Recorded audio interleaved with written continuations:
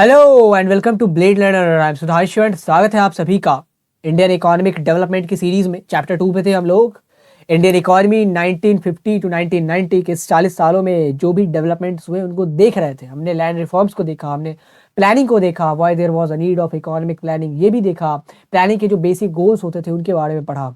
Now अब हम पढ़ने जा रहे हैं लैंड रिफॉर्म्स के अंतर्गत ही एक मीजर और लिया गया था, दैट वाज कोऑपरेटिव फार्मिंग। ये आपके बुक में नहीं दिया हुआ है लेकिन फिर भी आप इसको पढ़ ले। एक छोटा सा टॉपिक है एंड बहुत ही ज़्यादा इंपैक्टफुल टॉपिक है in the course of land reforms. So without any further delay let's get started.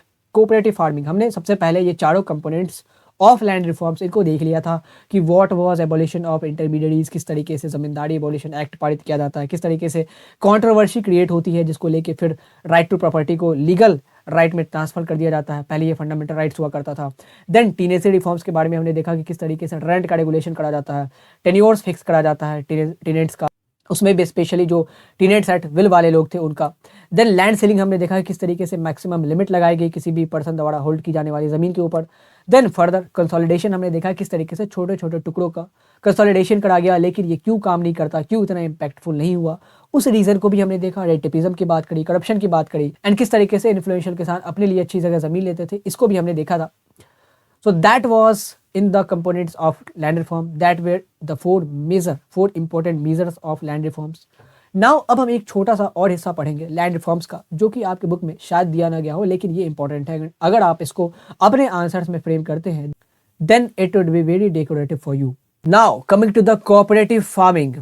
So what was cooperative farming? So cooperative farming refers to the farmers having very small holdings come together and joining hands to pull their lands for the purpose of cultivation. यहाँ थोड़े से difficult words use किए गए हैं but nothing to worry about if I am here.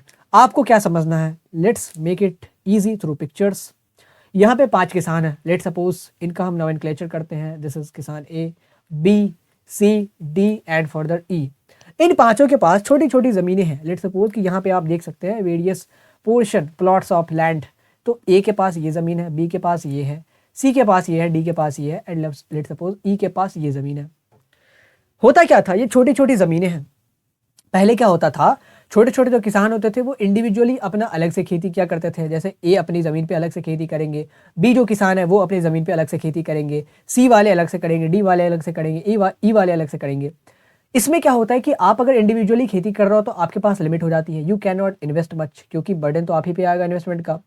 उसके अलावा आपका effort भी लिमिटेड होगा क्योंकि एक ही आदमी काम कर रहा है। देन जो इनपुट्स आप लगा सकते हैं वो भी लिमिटेड है क्योंकि आप ही उस इनपुट के खर्चे को बेयर कर रहा है। देन लास्टली जो आपका अल्टीमेट प्रोड्यूस आता है वो भी कम आएगा क्योंकि आप छोटे से लैंड पे कितना भी ज़्यादा इनपुट लगा ले, लेकिन लैंड तो उसकी बायोलॉजिकल लिमिट, ऐसा तो नहीं कि ज़्यादा इनपुट लगाने से ज़्यादा प्रोडक्टिविटी होगी।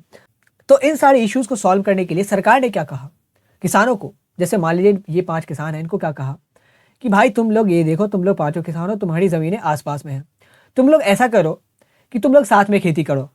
लाइक ये जो इंडिविजुअल प्लॉट्स तुमने बनाए इसको छोड़ो and come to the big picture. एक साथ मर्ज कर लो अपनी ज़मीनों को। ये जो इसकी ज़मीनें थी प्रीवियसली होल्ड, ये देखो आप, इसकी अपनी है, इसकी अपनी, इसकी अपनी, इसको तुम लोग छोड़ो, इन सबको मर्ज कर लेते हैं। तो ऐसा हमारे पास एक बड़ा एरिया ऑफ लैंड हो जाएगा, इतना बड़ा। एक तो ज़मीन बढ़ गई खेती के लिए एंड बाकी के जो फ़ायदे थे उसको आगे देखते हैं। तो कोऑपरेटिव फार्मिंग से मतलब हमारा इस तरीके की फार्मिंग से था। हमने डिफरेंट इंडिविजुअल प्लॉट्स को मर्ज करके एक कलेक्टिव प्लॉट बना दिया। इसमें सारी ज़मीनें मर्ज हो गई। जितने लोगों की ज़मीन है अब वो सारे लोग मिलकर यहाँ खेती करेंगे। उन सारे लोगों का एफर्ट्स लगेगा, उन सारे लोगों के द्वारा इनपुट्स लगेगा एंड जो भी इन्वेस्टमेंट का खर्चा आएगा, जो भी इनपुट लगाने का खर्चा आएगा, वो अब ये सारे लोग आपस में शेयर कर सकते हैं। तो क्या होगा कि बर्डन कम पड़ेगा एंड अल्टीमेटली खेती में इन्वेस्टमेंट हो पाएगी। पहले नहीं हो पाता था क्योंकि इंडिविजुअली एक आदमी कितना इन्वेस्ट कर सकता है, लेकिन अब चूंकि 5-6 लोग 7 लोग इकट्ठे मिलकर खेती कर रहा है, नाउ इन्वेस्टमेंट वाज पॉसिबल। तो कलेक्टिव फार्मिंग और कोऑपरेटिव फार्मिंग इसी को कहा जाता है। जब स्मॉल होल्डिंग्स हमने देखा कि ऐसे छोटे छोटे प्लॉट्स थे, उनको मिला के हमने जो किसान थे जिनके पास छोटी ज़मीनें होती थी उनको कहा कि तुम लोग एक साथ हो जाओ एंड देन तुम लोग कलेक्टिव कल्टीवेशन करो। इससे क्या होगा कि तुम लोग साथ में ज़्यादा इनपुट्स लगा सकते हो, तुम्हारा आउटपुट भी ज़्यादा आएगा, एफर्ट्स भी तुम लोग ज़्यादा लगा पाओगे एंड खेती में ज़्यादा प्रॉफिटेबिलिटी आएगी। So cooperative farming refers to the farmers having very small holdings. जो छोटे छोटे किसान थे उनको कहा कि तुम लोग साथ आओ, come together and join hands to pool their lands for the purpose of cultivation. तुम लोग अपने लैंड्स को पूल करो, दैट मीन्स कि अपने लैंड्स को मर्ज कर दो एंड कलेक्टिव कल्टीवेशन करो। नाउ ये जो कलेक्टिव कल्टीवेशन था, ये जो कोऑपरेटिव फार्मिंग थी, उससे क्या बेनिफिट्स होने वाले थे? कुछ-कुछ बेनिफिट्स तो हमने बता दिया आपको कि इनपुट्स आप ज़्यादा लगा सकते हैं, देन इन्वेस्टमेंट हो सकता है। आगे further benefits of cooperative farming को देखते हैं। सो benefits of cooperative farming. Cooperative farming के जो अलग-अलग बेनिफिट्स थे उसको देखते हैं। First was increase in efficiency and profitability. अगर पूलिंग होगी लैंड्स की, यानी कि लैंड्स को मर्ज करके एक साथ खेती करी जाएगी, तो उससे क्या होगा कि एफिशिएंसी बढ़ेगी। हम उतना ही आउटपुट अगर ज़्यादा बड़े भूखंड पे लगाते हैं तो क्या होगा कि हमारी जो एफिशिएंसी है वो बढ़ेगी। एंड अल्टीमेटली क्या होगा, जब एफिशिएंसी बढ़ेगी तो प्रॉफिटेबिलिटी बढ़ेगी, प्रॉफिटेबिलिटी बढ़ेगी तो देश का जीडीपी ग्रो करेगा, स्टैंडर्ड ऑफ लिविंग बढ़ेगा, पर कैपिटा इनकम बढ़ेगा एंड पुअर पीपल्स का अपलिफ्टमेंट हो पाएगा। दूसरा जो सबसे इंपॉर्टेंट इशू था इस कोऑपरेटिव फार्मिंग में, जिसको सॉल्व किया गया, कि अब inputs can be purchased in bulk. क्या होता था, जब लोग इंडिविजुअल फार्मिंग करते थे तो बहुत सारी ऐसे मशीनें आती हैं जिनको आप इंडिविजुअली परचेज नहीं कर सकते। इसमें आपको क्या करना पड़ता है, आपको कॉम्प्रोमाइज़ करना पड़ता है अपनी क्वालिटी से, अपनी एफिशिएंसी से। लेकिन जब 5-6 लोगों ने अपनी ज़मीनों को पूल किया, अपनी ज़मीनों को मर्ज किया, तो क्या होता था कि now investment was possible. Inputs खरीदे जा सकते थे बल्क में, ट्रैक्टर्स एंड टोचन्स में इन्वेस्टमेंट किए जा सकते थे। Here you can see the टोचन, Sidhu Moosewala. Then you can see the harvesting machine. So harvesting machine या जो कैपिटल इंटेंसिव चीज़ें थी उनको खरीदी जा सकती थी। नाउ सीड्स भी कलेक्टिवली बहुत भारी मात्रा में बल्क में खरीदे जा सकते थे, क्योंकि अब 5-6-7 लोग ऐसे थे जो साथ में खेती कर रहे हैं and they can now share the cost and they can now bear the cost collectively. तो इससे क्या होता था कि आसान हो जाता था इनपुट्स खरीदना। तीसरा क्या था, अगर इनपुट्स खरीदे जाएंगे एंड एग्रीकल्चर को कैपिटल इंटेंसिव बना जाएगा तो एग्रीकल्चर में मशीनाइजेशन होगा।